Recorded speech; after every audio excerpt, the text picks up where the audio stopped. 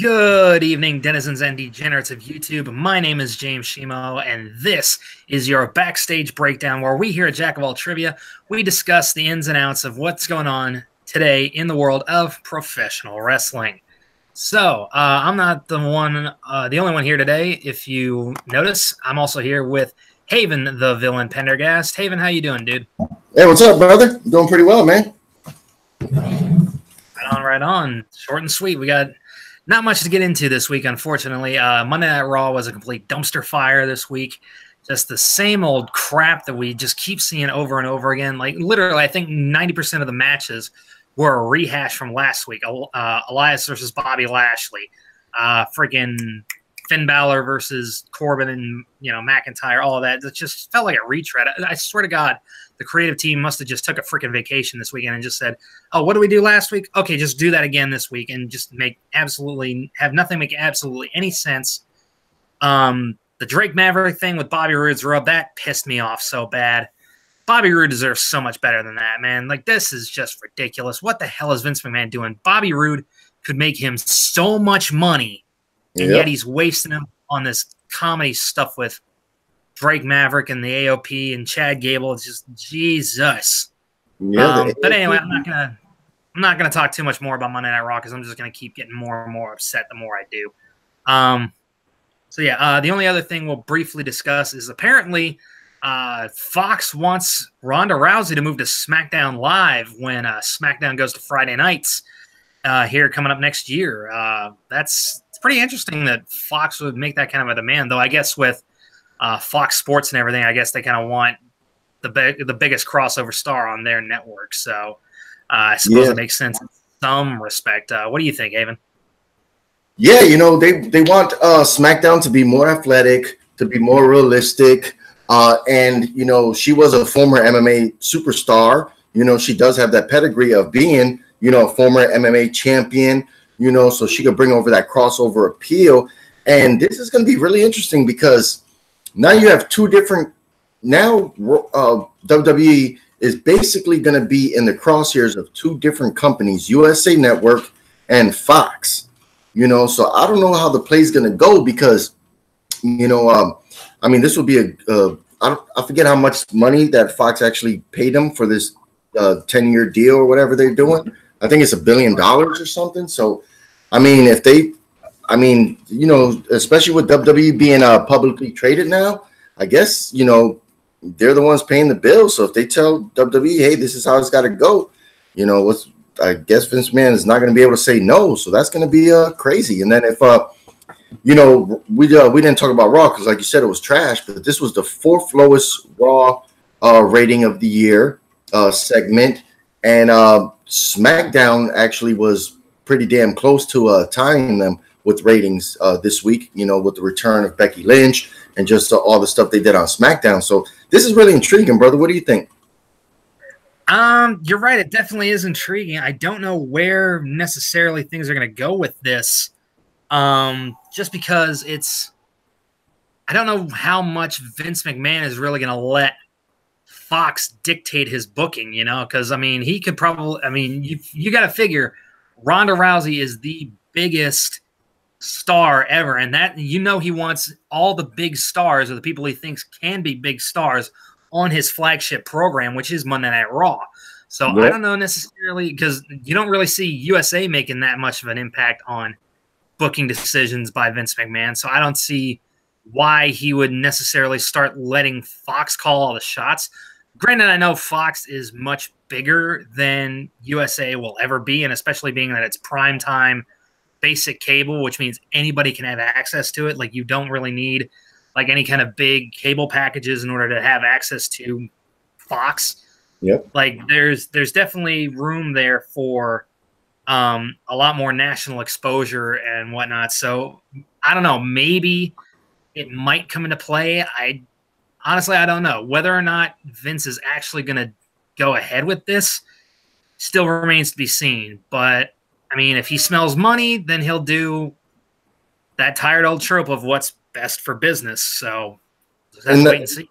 Yeah, and you're right about that because imagine, like, Raw is the flagship show, and if Fox starts saying, no, we want this person on SmackDown, and SmackDown starts beating Raw like in the ratings by like, you know, a large margin, you know, once they move to Fox, like after a couple months when they adjust and everything starts flowing, you think that USA is going to be like, hey man, what the hell's going on? Like, we want big stars on our show too, you know, like that's going to be interesting. Well, that's going to be a crazy dynamic once that happens, to see, you know, what goes on with that.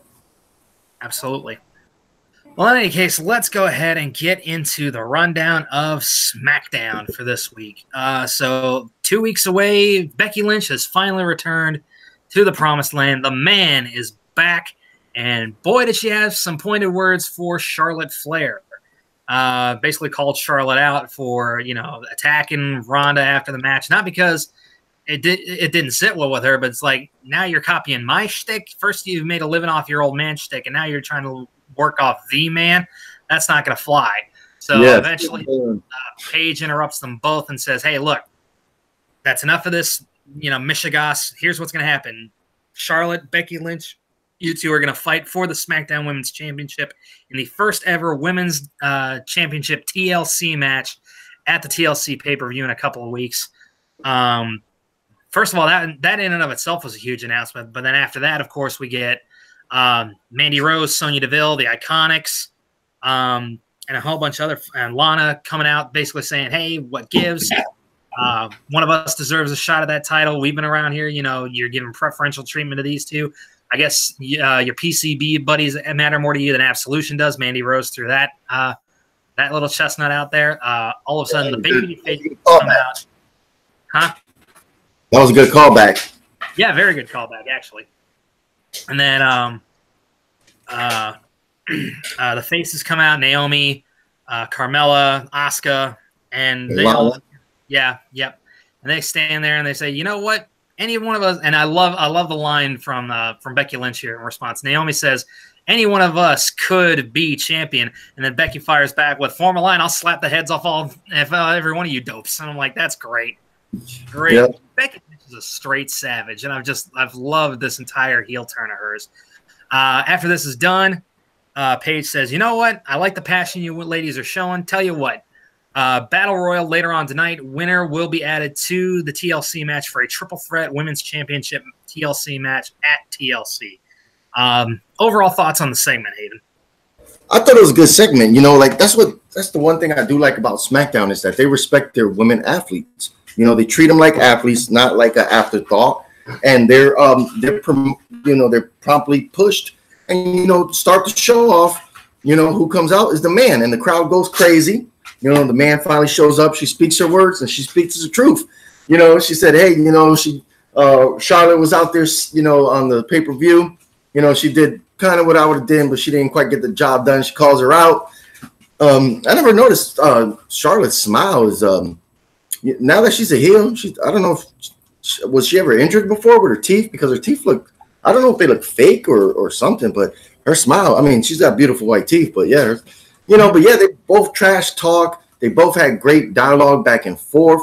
I didn't know where this was, you know, at first I thought maybe they'll like team up or something, you know, maybe like, you know, since they both kind of are heels now, I guess, or anti-faces or whatever, or anti-heroes or whatever, but yeah, you know, you can tell Paige loves this, you know, and at the same time, she's probably like, man, I wish I was, you know, still a wrestler, because, man, I would want to get in on some of this stuff. But I liked, I could tell that Mandy Rose looks like whoever's in the back. It looks like she might begin to push soon, you know, because she has her music. She's got kind of a filter when she comes out. She has her own graphic for her name, you know, and they were right. You know, they said it, you know, she spoke the truth. She said, you know, what about all of us? You know, Charlotte's always getting these damn matches, you know, which if the Queen was here, she would like that. But then, you know, the good guys came out and they actually agreed with the bad girls. You know, they said, yeah, man, what's up with that? Like, you know, she's always given opportunities, and, you know, so, you know, Paige made a decision, which was fair, that, you know, they have a battle royal, which is cool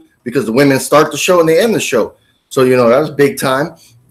I know we'll get to there later, because I don't know if you watched the WWE exclusive video with Becky Lynch after SmackDown, where she was talking about the match. Right.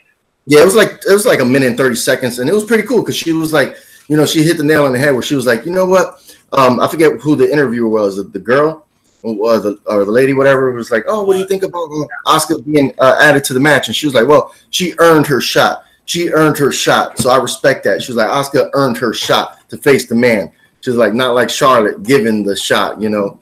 Right. But yeah, it was a good segment. It was a really good segment. It didn't last way too long. You know, they all they didn't like stumble over their words. Everything seemed natural. You know, the dialogue and the chemistry. So it was a really good segment to open the show. Yeah. Yeah, that's like I said, I really love this segment. It's good to see that regardless of the amount of time that she spent off television, Becky hasn't missed a step. She's still fantastic on that mic. She's still got that edge. You know, nothing. She's never let up. Her Twitter game is still on point. All of that, and it's good to see Charlotte embracing the heel character again. Because honestly, there's only so many boring baby faces we can deal with, and that's the thing. Is like I'm not saying that all baby faces are boring, but the way that WWE books them, that they are, because they don't have any edge to them. Yep. You know, it's almost like you have to be a heel in order to have any kind of an edge anymore, which is absolutely ridiculous. I think the last like real baby face that we had with any form of an edge to him was CM Punk. And we haven't had that in the longest time, and it's ridiculous. Yeah. Did you notice that the difference between the heels women division on SmackDown and the heel division on Raw? You know how we were talking about a couple weeks back, like the Raw, they always have that same play where they come out and try to get like pity, and they'd be like, no, psych, you know, we're still villains. Yeah. SmackDown doesn't do that, you know. The women shoot from the hip on SmackDown. Yeah. Well, I mean, they did that for a while because Carmella did that for a while. Like she did it at least one time where she came out and that's right. That was like the very last time I think I ever saw anybody doing that on SmackDown anyway. But yeah, I mean, the only real issue I have with the main roster's women's division right now is that it's just so thin. Like you've got so many male talents on each roster, but then it's so disproportionate to the amount of female talent that you've got. You know, if I'm the one booking the show, like granted I'm not, and it's probably for the best thing, but if it's me, I'm bringing in as many female talents as I can to stack both of those rosters, and I'm giving them at least as much time as I'm giving the men. I'm evenly proportioning that time, because the ladies, especially in like some other promotions like Ring of Honor, Impact, and things like that, they're showing that they can go toe to toe and they can put on 3- and 4-star matches just like the guys can. So, and they've been doing it a lot longer too. Impact's, years ago when they had Gail Kim, the Beautiful People, awesome. They had all, they had all those women and they were kicking butt. But you're right. With 3-hour show, with a 2-hour show, you would think that they'll probably fill it up with a little more women, you know, especially since, they got so much time, 5 hours out the week. Right. That's the thing, is it's just like, I mean, you're right. And that's the women's division seems to be getting much more of a focus on SmackDown. And I'm really glad to see that. Whereas aside from like Ronda and whoever, it's Monday Night Raw is very much Vince's classic thing. All he cares about is his top draw. Okay, who's like, that's the thing, is like, that was the biggest thing, is like, I know Punk talked about it in that controversial podcast. It's like, Vince only ever goes, okay, what's next for, Cena, or what's next for Roman, or what's next for Brock? Okay, that's it, fine. And then he's out of the creative meeting. He just lets everything else go to the wayside because that's all he gives a damn about. And it's evident on Raw, especially when, all the focus is on the Ronda segment, and then everything else is just kind of a mishmash of just whatever's thrown the hell together. So it's sad, but I mean, it's good to see that, number one, the ladies are getting a good focus. Number two, the ladies were put into a battle royal, which honestly, as opposed to something like, the battle royal that they had at Evolution, or, a women's Royal Rumble or anything like that, is that gives each individual lady way more time to stand on her own, to show what she can do, because the roster is so small. I guess that's kind of the trade-off there. But they were all allowed to shine. They all really got their moments in that battle royal, and I think that was very important, and it was very good to see. Yeah, so, it it's good to see Zelina Vega back too from injury. Yeah. I mean, I think she came back for like a minute or two, like last week, but she really didn't do much of anything. So, but yeah, I think she was there last week. I think she was at Smackdown last week, but they didn't go out with Andrade or anything like that. Yeah. So anyway, moving on. Next up, we've got let's see, SmackDown Tag Team Champions, The Bar, going out, laying down an open challenge. The Usos come out and answer that challenge. However, apparently the Big Show is no longer associated with The Bar for whatever reason. Well, you seen Dana Brooke, turn that Starrcade. Oh, we forgot to. Well, we're not even going to talk about Starrcade. That thing was. Which made no sense for nothing. Yeah, so. He comes out in a couple weeks, and then now he's turned again.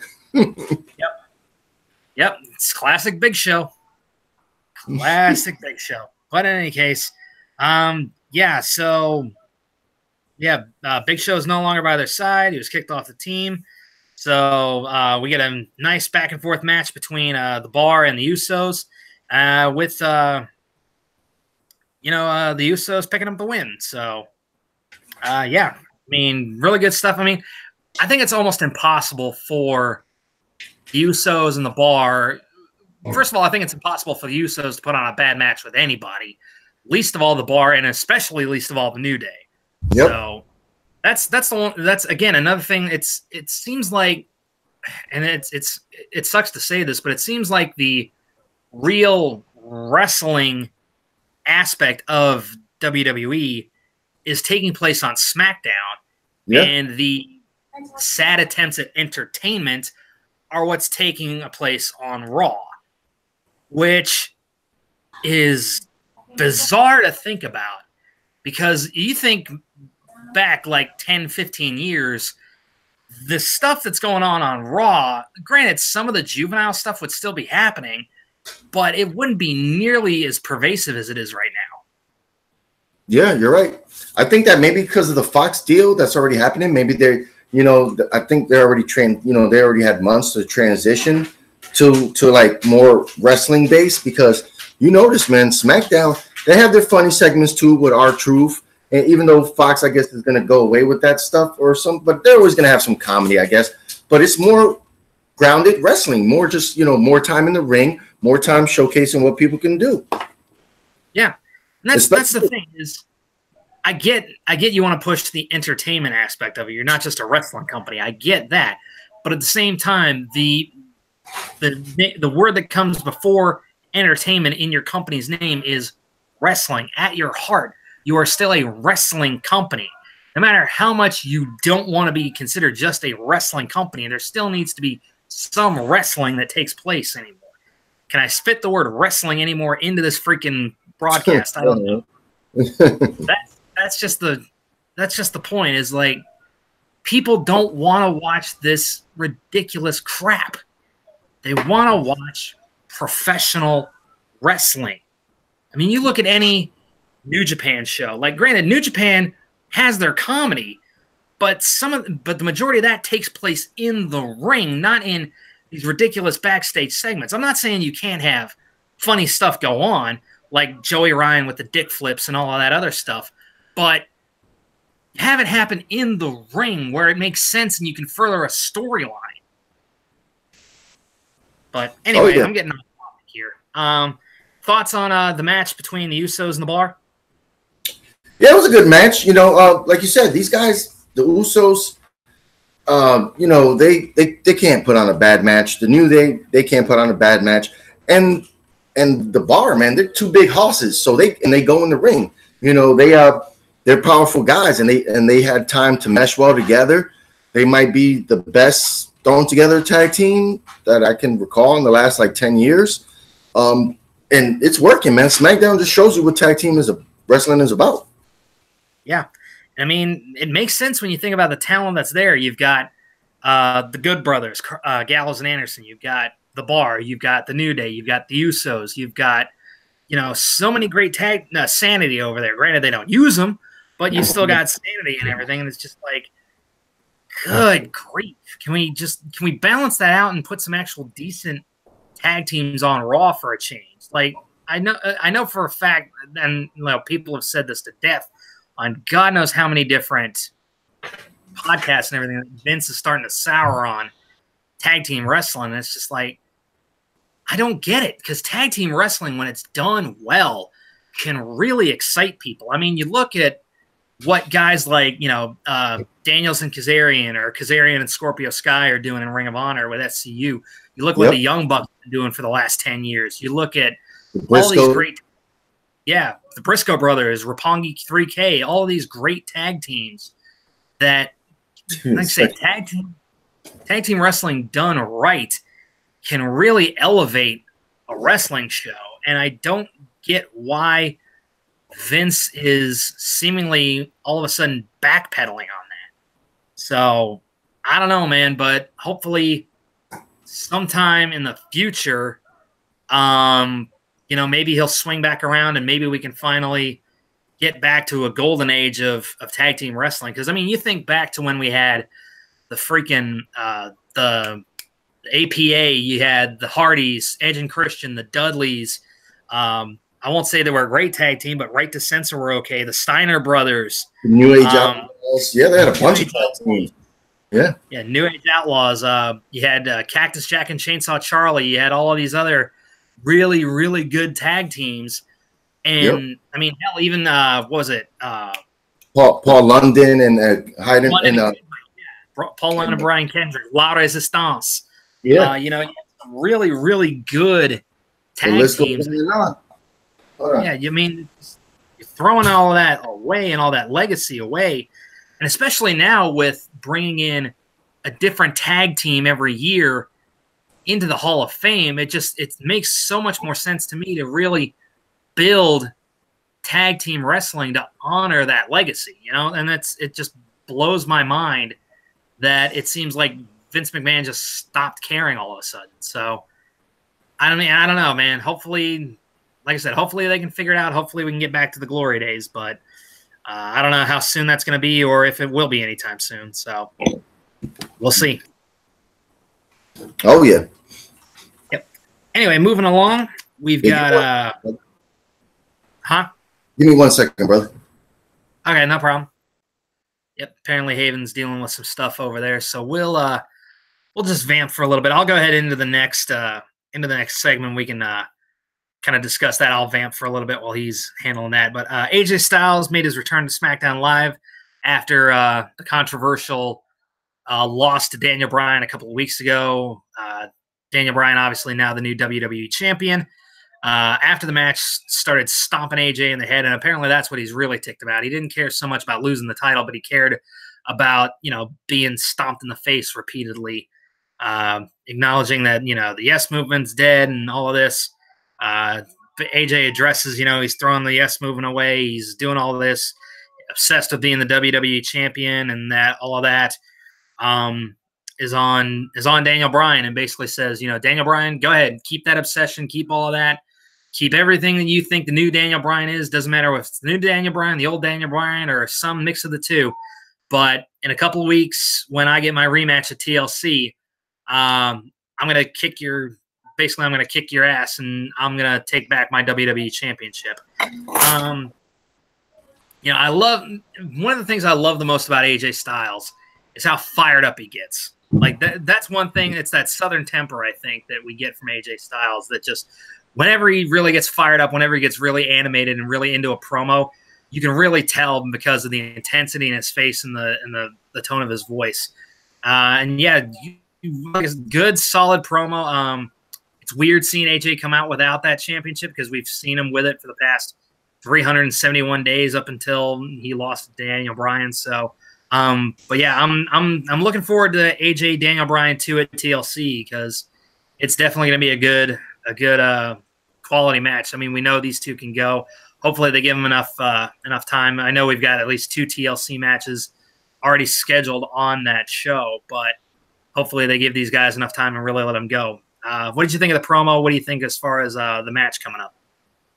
The promo was okay, for AJ Styles. I mean, it was better than most of his promos. That's one thing about him, for being a veteran of the industry, for him wrestling for so long, he's never really, had the skills on the mic, you know, especially all the time in TNA, and then now in WWE, which is surprising because, you know, if you can't talk on the mic, you really don't get to wear the big championship unless you're Brock Lesnar. But for AJ Styles to accomplish everything he accomplished in WWE, even, you know, for him being a shorter guy, you know, holding the belt as long as he has, being a 2-time WWE World Champion, man, and this was a really good promo. You know, like you said, when he's fired up and when he has that intensity, he does cut a good promo.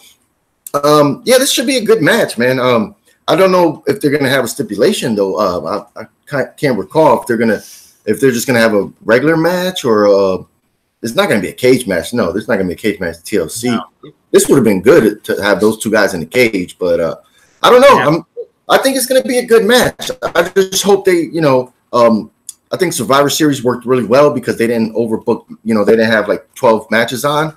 I'm kind of afraid that, you know, that's the only time they let wrestlers have longer matches. So this one, you know, if they get 15 minutes, you know, 21 minutes would be great. But yeah, I think it's going to be a good match. Both of these guys could go in the ring. You know, they both are submission specialists. You know, they both have the kicks. They both are aerial guys, and they're very talented. So yeah, it's going to be a good rematch. Yeah. Yeah, I'm looking forward to it. Like I said, these guys, we know they can work. You know, Daniel Bryan's new intensity level and everything now, I think, is really going to come into play here. I almost kind of wish they'd do this like in a tables match or something because that could like really play it up. But I don't know that they want to necessarily put Daniel in some kind of a gimmick match just because of his neck and his concussions and everything. I think they want to play it safe in that respect. So, and I don't really blame them on that level. So I'm not going to complain about it too hard. So in that case, let's go ahead and move on next.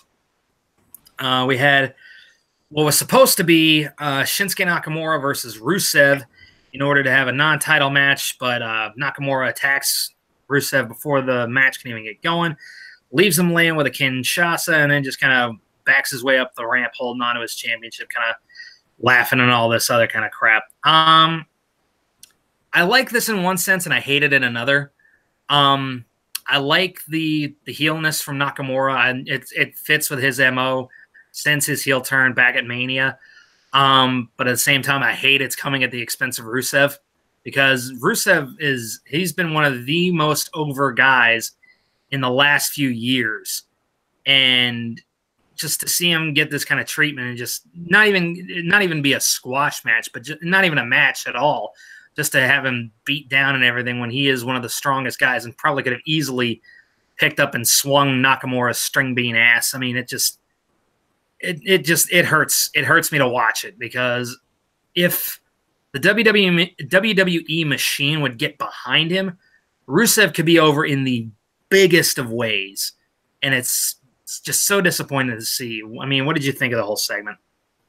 Yeah, I'm of two minds of this too. You know, I feel where you're coming from, where you're kind of disappointed that it didn't happen, but it's more build up. I don't know if you've seen the tweet that Rusev put out where it showed Nakamura like throwing him back in the ring, but his ass cheeks were hanging out, like Rusev's butt. Yeah, I'm not digging the onesie that Nakamura is wearing. I don't like that at all. I don't get that thing. I don't like it. Looks like an anorexic Power Ranger. Yeah, you know, that onesie is not. I'm not a fan of that thing at all. I don't know if he wasn't injured, so I don't understand why he's wearing it. It just looks. I don't know. Maybe it's maybe it's Japanese. Well, I mean, I don't know. He never wore that in New Japan, but I don't know. It's the bright blue and just yeah, you're absolutely right, man. Like Rusev could have been the guy that like for Raw, like when they're like, oh crap. You know what happened with the big dog, what happened with that, when they're like, oh shit, we need a face to, replace him. Rusev could have slid right in there, with the Rusev day, and been universal champion. Everybody would have been going crazy for that, but that's neither here nor there. That would never happen. But it's surprising because when Rusev came in, he was the monster heel, the big push. He had the United States champion for a long time. Now he can't even win a title. But hopefully this feud lights both of them up if they give them time, because I'm worried that once Shinsuke's contract's up that he might leave because he's barely done anything this year. Like, I know he's the heel. He's the heel that, I don't know, never fights, but it's like this dude's a really good, talented wrestler. Like, I don't know. So I guess we'll have to see where it goes next week. Maybe they can have Lana come out next week when Nakamura's in the ring or something, and she could be talking sweet to him, and then Rusev could like sneak attack him from the behind. Not really a face move, but it is what it is. But I don't know. We got to see where this goes. I hope, because these pay-per-views are so close to each other. I hope this match, it might be on the damn pre-show for all I know for TLC, because there's not enough build, man. These matches, TLC is literally 2 weeks away from now, so there's no build, man. Something like that. Yeah, there's no build at all. Let me do a quick search here. Keep talking while I look this up. It's December 16th, so that's literally like 2 weeks or 3 if you count that Sunday. But yeah, this was it was what it was.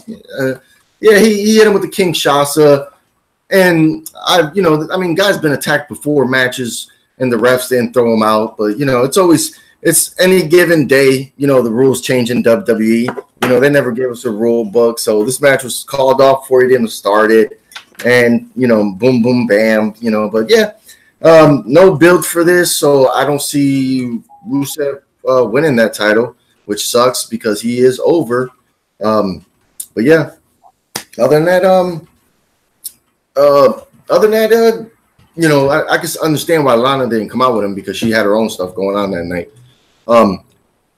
Another guy that's kind of fallen out. The thing about SmackDown that I do like is they use talent, but they only got the 2 hours. But there's a lot of talent that just never used, like you were saying, like Aiden English. He hasn't been around in a while. He could be fighting somebody for at least 5-minute match. Next week, why not next week have Insanity or Sanity versus the Good Brothers? Like, I don't understand. They could be feuding. You could have 2 other tag teams feuding. You don't just have to have one tag team feuding the whole time. But that's the only thing that SmackDown is lacking. It's like they have great talent, but some of the guys just they'll wrestle 1 week and then you won't see them for a month or never. So I don't know. It's ridiculous. And here's the biggest issue that I've got with WWE at the moment. Unless Vince wants you to get over, he will not push you. He doesn't care how much the crowd is cheering for you. If he doesn't want you in the spotlight, you're not going to be. Yep. Which is phenomenally stupid in my estimation. Oh, yeah. I mean, you look at so many guys on that roster who are over. Finn Balor, Bobby Roode, Rusev, friggin' Shinsuke Nakamura could be huge and hugely over. Sanity.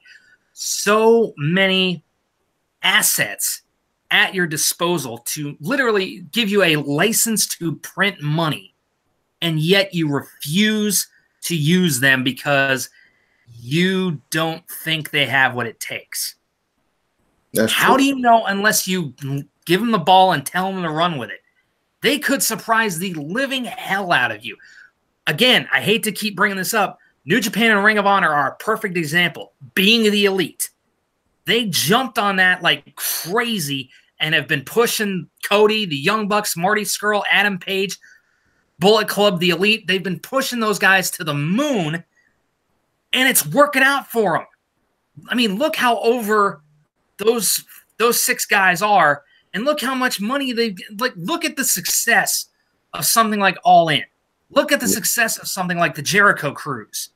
Completely sold out with Ring of Honor and New Japan and even some Impact Wrestling talent, all spearheaded by these guys who got over using what they naturally had. And yet Vince McMahon just says, nope, I'm going to book it like it's the 80s. And it makes no freaking sense. And it's frustrating to see. And I know, people are going to be, throwing stuff in the comment section. It's like, oh, all you ever do is complain. All you ever do is complain. The reason I complain is because I care. If I didn't give a shit, it wouldn't bug me as much. Yeah. Anyway, next up, this was kind of a throwaway thing. I don't know if it was absolutely necessary. Jeff Hardy is in the ring. Basically, they're doing a 20-year anniversary kind of tribute to him or whatever. He's got all kinds of paintings and pictures and everything in the ring. All the crowd or all the roster is standing out on the stage. In the middle of all of that, Samoa Joe comes out. This was great because they had like a highlight package of all of the stuff that Jeff had did. And Joe comes out and love this line by Joe. It's like, that really was a great highlight package. It's just a shame you probably weren't coherent enough to remember any of that. And I was like, damn. Yeah. Damn, Samoa Joe is a savage. I mean, that was great. Great line by Joe. And that's the thing. You got to figure Joe is one of those guys who you can just give him like an idea of the promo that you want him to cut, and he'll go out there and just make it money. It's funny. Did you know the 205 Live guys out there too? Yeah, I saw him. I saw Cedric Alexander. I saw Buddy Murphy. I saw Mustafa Ali. I was like, damn. I thought I even saw Ricochet in the background now. I was like, what the hell? But then I was like, no, that's Ari Adori. Yeah. I'm like, shit, they were there. They should have, start incorporating them in some matches. But anyway, they have their own stuff. Yeah, I mean, about the only example you really get of that is Lucha House Party over on Raw.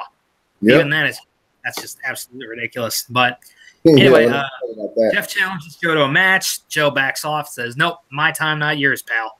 And so, that was pretty much the end of that. Apparently they're looking to put Jeff in a program with Samoa Joe. Which is weird. They already fought a couple times in WWE. I mean, on SmackDown already, they fought before. They fought for a qualifier to get into the tournament. They fought again to get into the Survivor Series match, if I'm not mistaken. So, I mean, it's funny because they had like 3 pictures of him up in the ring. That is it, just like 1, 2, 3. Like, there's 3 pictures. But the video is really cool. That was really cool. It was good to see all the people, all the wrestlers, out there. It was good to see Shane McMahon out there, which I guess I don't know what they're going to do with him. I guess we'll talk about him later because we do have a segment with him.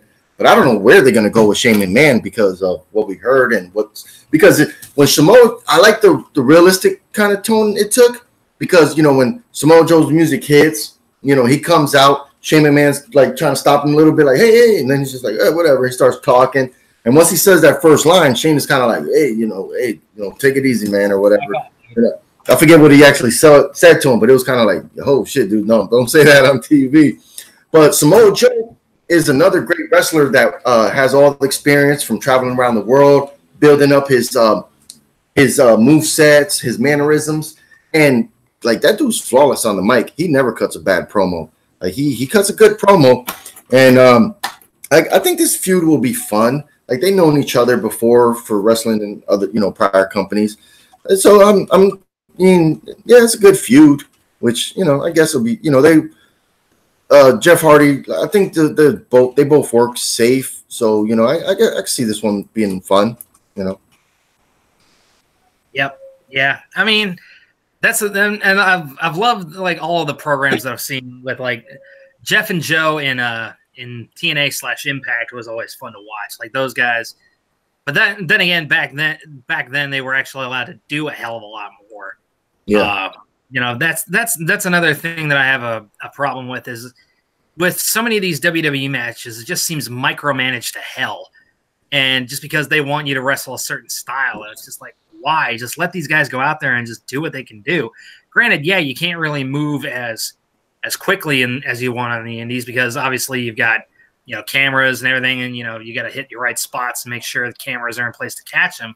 But at the same time, it's just like, let them put together a match they know how to do. Like that's part of the reason I hope Cody, Kenny, the Young Bucks, Hangman, Marty, I hope they never go to WWE.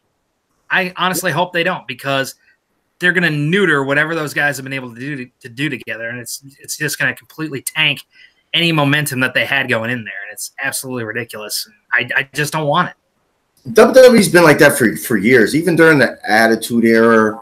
I noticed that when with perfect examples, Eddie Guerrero, me and my brother used to debate this, when I used to say like, yeah, he's a legend, he's great and stuff. And my brother would be like, my brother's like, man, he does like 5 moves and that's it. Like he always does the same stuff. And I'm like, yeah, I mean, you're working the WWE schedule. He was a little older.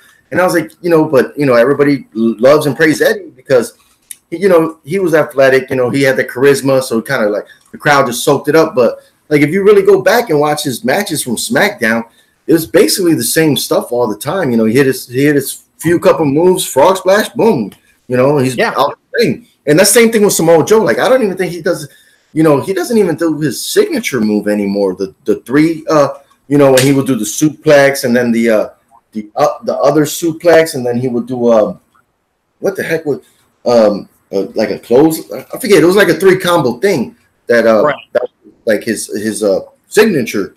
He would do on the Indies and Impact, and he doesn't do that on WWE at all. So these guys get there, and their movesets are shaved down to like the minimum. They won't even let him do the Muscle Buster anymore because of what happened to Tyson Kidd. So yeah, and that sucked because that dude was doing that for 10 years, and hurt nobody. One freak accident, because he did that stuff for over 10 years in TNA and everywhere around the world, and never hurt anybody. Yep. Which is sad because, I mean, you look at, and again, not to pick on him, but you look at Seth Rollins, knee John Cena in the face. Yep. Buckle bomb Sting, ended his career. Buckle bombed Finn into the barricade, tore his labrum, so he had to sit out for a while. I mean, it's ridiculous, but you don't see them banning that buckle bomb. Yeah, banning kneeing somebody in the face. Yeah, he still does it. Yeah, exactly. And that's, like I said, and I guess it's because of the severity of the accident. Like he literally not just could have ended TJ's life, but ended his career, but his life if that had gone, any more sideways. And like I said, I guess that's about the only accommodation I can make for that. But anyhow, which is weird because now when he was in NXT, he was kind of only he would have him up there, but it wasn't like he was coming down like he was in TNA. It was almost like he would have him up there and kind of just do like a suplex with him now, Yeah. So, which is a weird accident, but yeah, it sucks that he can't do that because now even his Katina clutch is totally different from his time in Impact Wrestling. It's almost just he used to get up under the arm, but he doesn't do that anymore. Yeah, he doesn't even do that. I mean, like I said, I guess you're right. It was a completely freak accident, just like what happened with Perro Aguayo Jr. A couple of years ago back in Mexico. Yeah, freak accident, but again, that one turned out just a little bit worse than the one with Tyson. But I mean, again, like I said, I get that they're playing it, better safe than sorry, but at the same time, it's just like, give these guys a little bit more attitude. Just let them off the leash just a little bit and just see what they can do. Anyway, next up, we had The Miz versus Kofi Kingston. This was an entertaining match. I mean, Miz, I'll go ahead and say it. Miz is my favorite heel. He really is because just everything he says makes you want to hate him, but everything about him in a lot of different ways can just come off as so freaking likable. Yep. And I know you probably haven't watched the show. I watched Miz and Mrs. the whole first season. He's hilarious. Like, I feel like if I ever got the opportunity, if he was in my town or whatever, and we ended up at a bar or whatever late at night, I'd buy him a shot just because he's funny and I feel like he and I would get along. But, New Day's always entertaining. At some point in the match, Miz pulls the turnbuckle pad off of the thing. Biggie puts pancakes up there. I was like, what the hell is that? Funny. I mean, just fun stuff. Miz tries to bring a chair into the ring. Woods takes it away from him. Kofi gets the win. Miz is none too pleased, and we'll see about that in a funny segment later on. But yeah, just overall thoughts on Miz versus Kofi. Oh, yeah, it was entertaining. It was a very entertaining match, for the time they were loud. They had funny spots. It's kind of weird that, it was a 3-on-1 match, like the good guys, thawing Miz's plans left and right, but I don't know, man. I guess the commissioner or the general manager is going to have to, fix that sooner or later. But the one thing I give Miz props for is that, I watched his the YouTube thing that they put out. My son is a WWE superstar, so you can see his parents and stuff talking. The Miz is hands down, I will have to say, the one guy that came in to WWE that nobody liked, wasn't that great of a wrestler, and look where he is now. Like you said, he is your favorite heel. He's funny on the mic. He controls the crowd now when he talks. He owns his character, And he's really busting his ass trying to be a better wrestler, and year by year he's proved it. And I used to never care for the Miz. When the Miz was first here, I was like, man, get out of my face with this garbage. But now, like, he's generally, anytime he's on TV, he's generally entertaining. Like, you don't turn it off, you don't look away.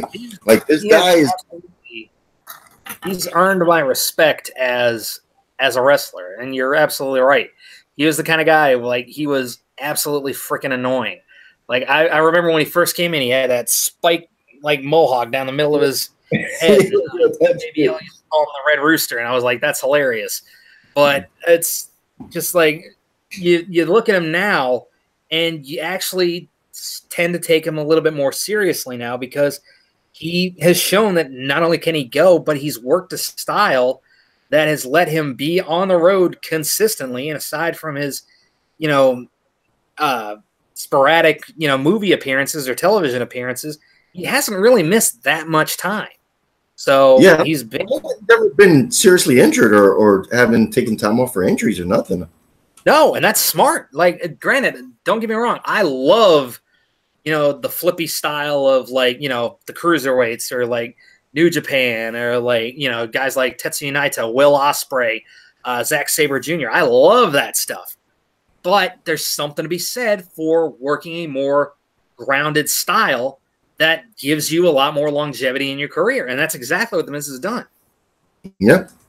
So, but yeah, great match overall. A lot of fun stuff. And, obviously Miz getting his plans thwarted at every turn is always fun to see. It's like watching somebody outwit a Scooby-Doo villain. So it's a lot of fun.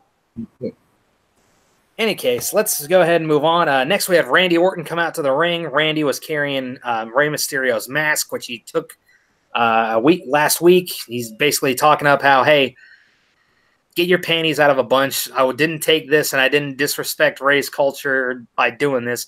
It wasn't about that. It was just about humiliating and embarrassing Rey Mysterio. That's it. I'm taking him off of that pedestal that you guys have put him on, just like I did Jeff Hardy. Middle of all that, Mysterio comes out. He's got the neck brace on, starts the battle back against Orton, hits him with a few kicks. Orton obviously cuts that off, takes the neck brace off, beats him down a little bit more, takes the chair, puts it to his throat, and just jams him into the ring steps. And, man, I love that spot. It looks dangerous as hell, but great stuff. And as long as he's got a full control out of that, and he's letting Rey, kind of take the lead on that one, nobody's getting hurt. So, like I said, it's totally brutal. And this is the kind of stuff I like. You don't necessarily need to bring blood back into it necessarily, but if you're going to have somebody beat down somebody they really don't like, make it brutal. Like, make it absolutely brutal. Make it tough to watch. Like, when he was putting that screwdriver through Jeff Hardy's ear at Hell in a Cell, I hated that, man. It made me just so uncomfortable. And if you let more of your heels, like, if you really want somebody to be a despicable heel, let them do something more like that.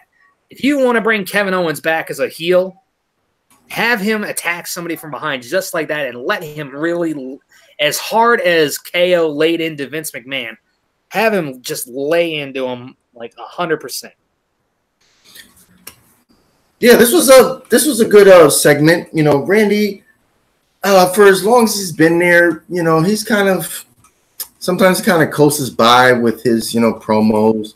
Man, I mean, it was good. It's so weird though, like you were just mentioning with the Jeff Hardy thing. It's like, did we travel back in time, to like 2009? Right. He feuded with Jeff Hardy, and now he's feuding with Rey Mysterio Jr. Like, I mean, it's good. Like, it's refreshing, I guess, and well, not refreshing, but it's cool. Like, they've worked well together before. Like you said, when he worked with Jeff, they worked together before in the past. They worked together again this time. He's working Rey Mysterio Jr. again.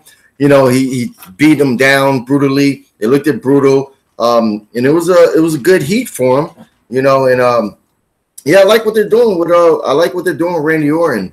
Especially for him being a veteran, being there so long. He's another guy that never really took time off unless it was for surgery or for injuries. He's never like went away for like a year and then came back, or he just, whenever he was gone, it was just because of injuries. So this guy's been there, and you know, he's kind of reinventing himself a little bit here, almost kind of going back to the legend killer type of feel. And and I like what they're doing with him on SmackDown. He doesn't have to wrestle every week because the guy's wrestled for like the last 10, 12 years he's been here. So the little things that he's doing now, progressing the story, is cool. Yeah, absolutely. And you're right. It's almost like a mix between the legend killer bit and like when he first transitioned into the Viper, when he started punting people in the head and things like that. It's a nice mellow mix between the two, and I really enjoy it. Before we get into the women's battle royal, one of my other really fun things that I thought was hilarious, and again, this is just out of nowhere, backstage comedy segment. Shane McMahon standing backstage and just messing around on his phone. He's got the best in the world trophy right here. Miz comes walking in and says, "Hey, dude, where the heck were you? We're a tag team, right?" Shane just says, "No, we're not a tag team. Don't start thinking of it like that way." And the Miz just looks at him and goes, "Look, I'm 2/3 of the best in the world. You need to start pulling your 1/3. All right? You and I, we're the parents here, and this trophy is our child. So start pulling your weight." And he hands it to him like he's handing him a baby. I'm like, fuck, this guy's funny. This guy's hilarious. I love the Miz. Like, yeah, that was that was a very funny segment. Very funny. Shane playing the straight laced man in the segment. Miz, and that was only like what, a minute and a half segment. Funny as heck. Yeah, like a minute 30 tops. Yep. It was super funny. The Miz has the timing, and I like where it's going. I really don't know. I guess one of these breakdowns, in the future we could figure out like what is shaping up at WrestleMania, because we heard all these rumors, and now I don't know what matches are going to be happening at WrestleMania now, man. So much stuff is just like changed. I feel like that would maybe be something best served for like after the Rumble. Like once the Royal Rumble's in place, we'll at least know, where the male and female quote unquote main events are going to go, and then we can kind of just fill in from there. Yeah. But yeah. So anyway, ladies battle royal, we get all the women on SmackDown roster just battling it out. Like I said, each woman got their time to shine here. Really good stuff. Boiled down to the final two were Sonya Deville and Asuka, and I was like, granted, I wanted Asuka to get the win, which she eventually did, but I felt like it would have been interesting to see Sonya Deville kind of get the rub and go into that, because especially if you figure she goes into that with Mandy Rose kind of hanging around back there, there's a couple of different ways they could have taken that story. Either A, Mandy Rose really helps her out, and they really kind of work together to try to get Sonya that championship, or Mandy Rose stabs Sonya in the back, and then you get a much bigger storyline to go into the Rumble. But unfortunately, we didn't really get that. The only thing we really got out of that was Mandy Rose getting eliminated. And I don't even think Sonya was the one who eliminated her. Give me a second. No, it wasn't. It wasn't. No. Yeah, no. I think Asuka eliminated. No, Naomi did. Naomi eliminated Mandy Rose. Oh, okay. Your final four were Mandy Rose, Naomi, Sonya Deville, and Asuka. Oh, okay. I remember she tried to do something to Asuka, but then Asuka kicked her. That's what I thought. She was already outside. Yeah, she was already out the.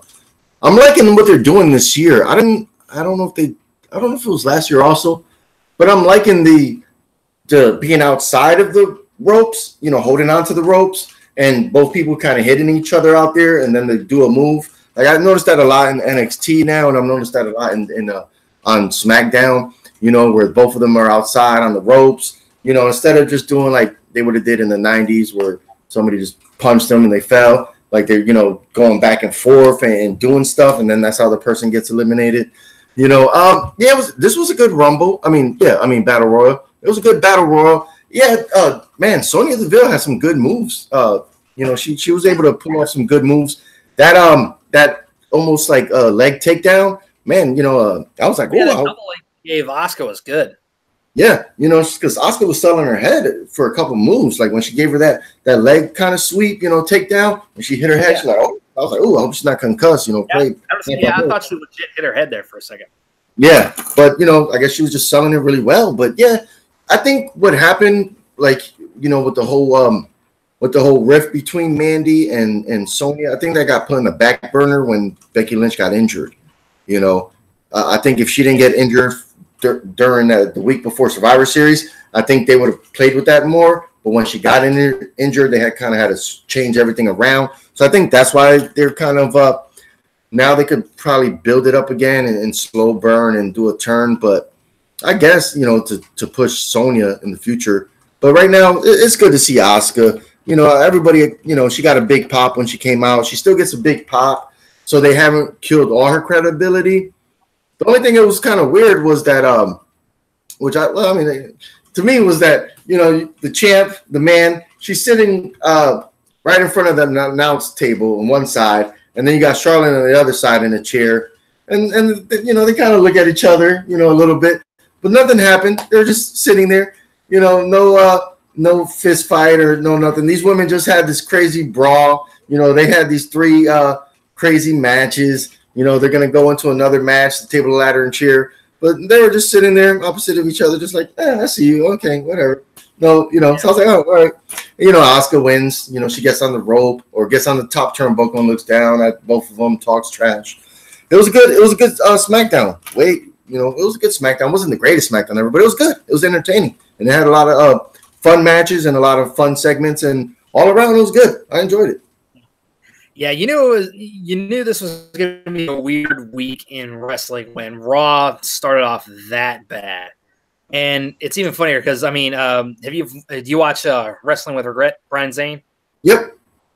Yeah, he did his usual "Who Wore It Better" thing where he compares Raw and SmackDown. Before his even opening bit goes up, he shows up this week on the video and just says, "So SmackDown won this week, and here's why." And then it goes into the opening bit, and I was like, Yep, that makes sense. But yeah, final thoughts on this week. Yeah, go for it. Yeah, he actually said that he's not even going to do the Raw and SmackDown next week. He said he's going to take a break because of how bad Raw was. Yeah, that's odd because you figure I don't see how they could possibly do even worse next week. I mean, it's absolutely possible, but you'd have to actually try to make it any worse than what we got this week. Hey, if you give this man the challenge, he'll take it. He'll show you. Yeah. And that's the saddest thing is that guy's 70-something years old, and he's still like I get in a way I respect it, but at the same time it's like, what's your family history of dementia or anything like that? It's like when is it time for you to step away and realize this is a young man's game today, dude? Like, for crying out loud. And that's one thing that boggles my mind is because once he announced the XFL, I thought he was going to step down because if you're going to launch a football corporation, I know it's probably going to start in 2 years from now or 3 years. 2020, it's like you have to map out all that shit. You got to get a committee. You got to hire people. You can't just say, "Oh, Kevin Dunn, come over and help me run this football thing," unless he takes Kevin Dunn with him because it's like it's night and day. It's not wrestling. It's so you would think that he was spending time doing meetings, traveling, or having his scouts travel, getting people signed or finding talent, finding locations for stadiums they could use, teams, registering team names. That is, not overnight stuff, which maybe he's just letting other people run that, but I thought he was going to be like the one, trying to, focus on that. We don't know how hands-on Vince is with stuff he's very, very passionate about. So, yeah, that's why I can't believe he's still running Raw. I thought he would have just said, "Yo, I got to focus on my football stuff because I want it to succeed. I don't want it to fail like last time." But he's still crapping on Raw, just doing crap, It just, I don't know what they're gonna do, man. Like the Dean Ambrose having his ass out, taking the needle in the butt, like that was, he was so menacing. The dude, like you said, you got SmackDown. You have Charlotte fire promo, the man with a fire promo, Samoa Joe with a fire promo, and then you got Dean Ambrose, and I'm like, that promo was corny as hell. I'm not scared of you, Why would Seth be scared of you with that lame duck promo? Like, I don't get it, man. I don't get it. Makes absolutely no sense. But we'll see what shakes down heading into TLC in a couple of weeks, and hopefully things improve because, like I said, the way things are going right now, I'm probably not even going to tune into Raw next week, to be honest with you. I'll probably skip it entirely and just watch SmackDown because they're not giving me any reason to watch it. Like give me a reason to tune in. You're shoving all of this content down my throat week in and week out. Like you've got X number of hours of wrestling that you want me to watch every week live, and then all this other stuff I can go through on the network and try to do, and you're expecting me to devote all my time to this. Give me a reason to get invested, you know? It's just like going into a business meeting. It's like if you want somebody to invest in your company, you have to give them a valid reason as to why they should spend their money and invest their money in your product. Right now, you're asking your audience to invest their time and their attention into your product, and you've given them absolutely zero motivation to do so. So you got to step up your game, dude. That's just the way it works. But in any case, folks, that is our coverage of SmackDown this week. Hopefully next week we can actually start doing stuff with like more NXT, you know, just diving into that on a Thursday. I feel like that would be a lot more fun, but it is what it is. So yeah, we'll see what we can do with that. But for now, that is going to wrap this up. Haven, where can everybody find you? Well, they can find me on Facebook at Haven Pendergrass or at Jack of All Trivia. You know, and that's how we become friends. That's how you get into all the videos, you know, that we do up here. And, of course, on YouTube at Jack of All Trivia. Absolutely. And you can find me here at Jack of All Trivia as well. I run the Inner Geekdom League. I run the I don't run the Wrestling League, but I am the champ of the Wrestling League. So, in a way, you could say I run it.